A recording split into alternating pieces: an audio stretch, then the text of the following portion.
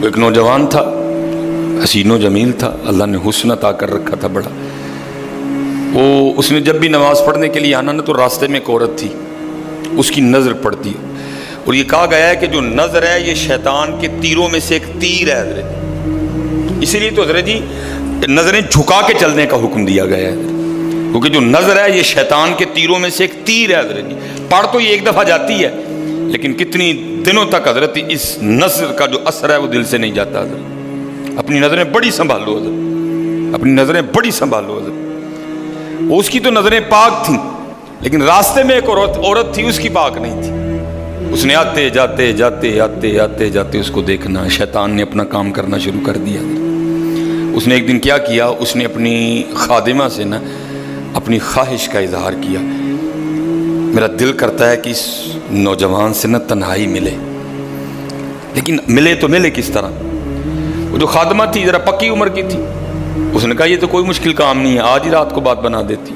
وہ جب عشاء پڑھ کے وہ نوجوان مسجد سے نکلا نا، وہ خادمہ راستے میں کھڑی ہو گئی، اس کو روک لیا، اس کو 2-3 احادیث سنائیں، 2-3 آیات مبارکہ سنائیں کسی کے کام آنے کے حوالے سے۔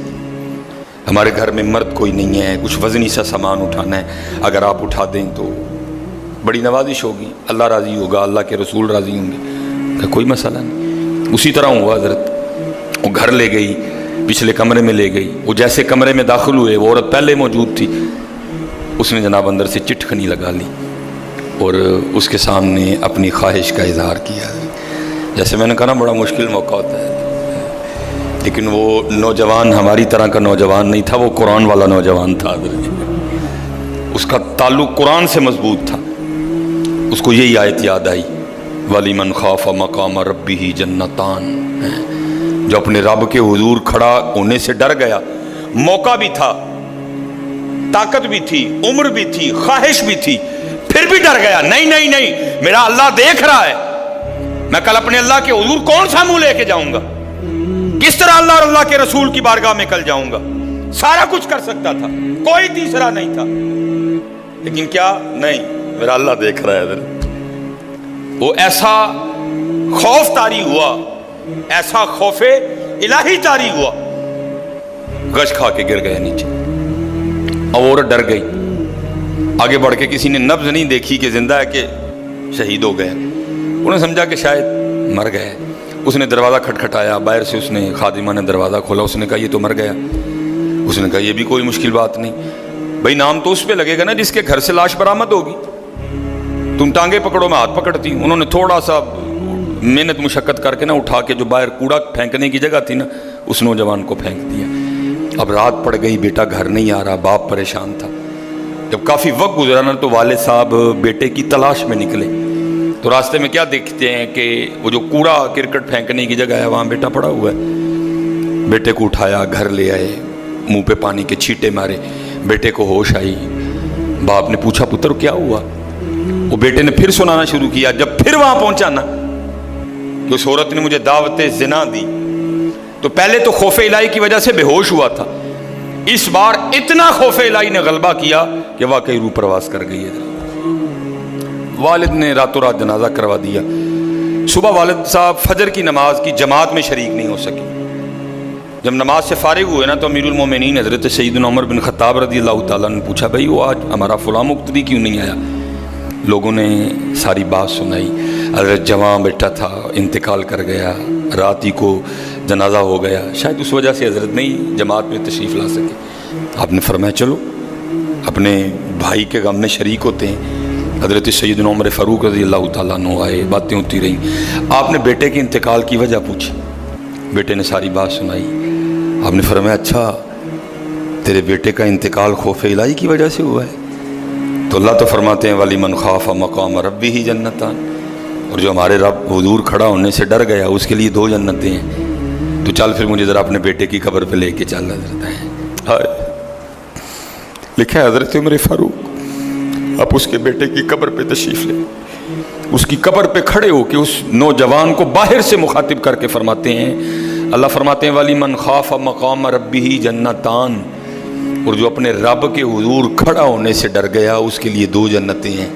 اے نوجوان اب آگے تو بتا اللہ نے تجھے 2 جنتیں دیں کہ نہیں دیں؟ تو تو لکھا ہے قبر سے جواب آتا ہے امیر المومنین رب سچا، رب کا رسول سچا، رب کا قرآن سچا۔ میں جیسے ہی قبر میں آؤں اللہ نے مجھے 2 جنتیں عطا کر دی ہیں۔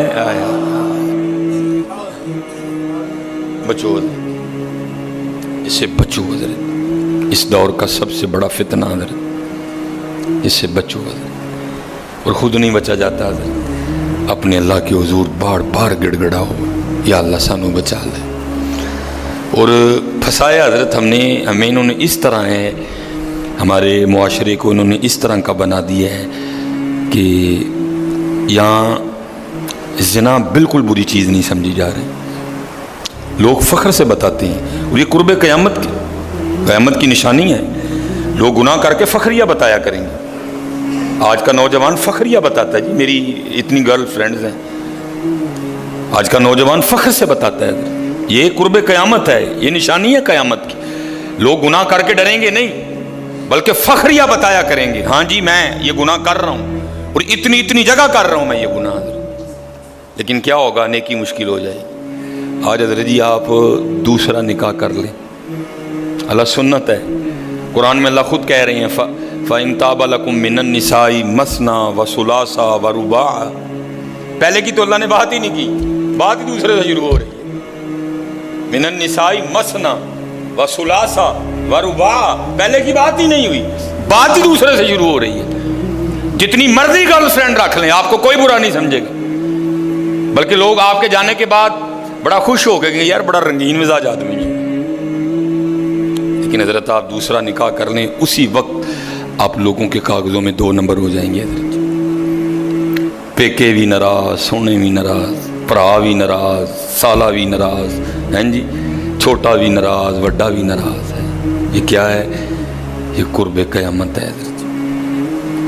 گناہ اچھا ہو گیا، گناہ آسان ہو گیا، نیکی بری سمجھی جانے لگی، نیکی مشکل ہو گئی حضرت۔ اس لیے بچو حضرت، اور اس کا طریقہ جو ہمیں ہمارے بڑوں نے بتایا ہے یہی ہے حضرت جی، روز سرگی اٹھو تے اللہ دے حضور رو، یا اللہ جے دن چڑھے آئے تے تیرے فضل نہ چڑھے آئے، جے چاڑے تے پھر ساڑی حفاظت بھی فرمائیں گے، سانو بچا بھی لیں گے، ساڑی حفاظت بھی فرمائیں گے۔ تو حضرت جی دنیا تو 4 دن کی ہے، جا رہی ہے،